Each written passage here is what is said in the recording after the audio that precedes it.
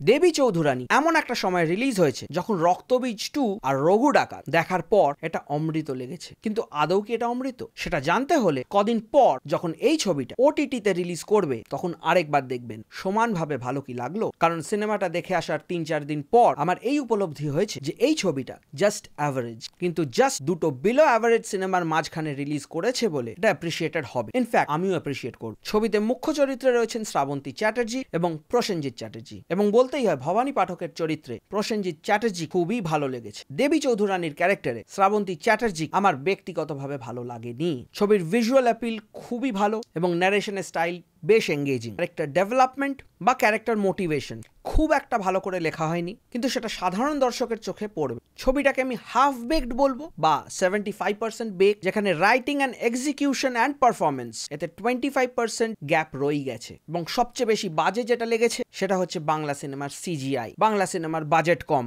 দাদা 7 থেকে 12 কোটি টাকায় সিনেমা বানানো হয়, খুব একটা কম নয়। ফুল রিভিউর লিঙ্ক দেওয়া রইল ফার্স্ট কমেন্টে।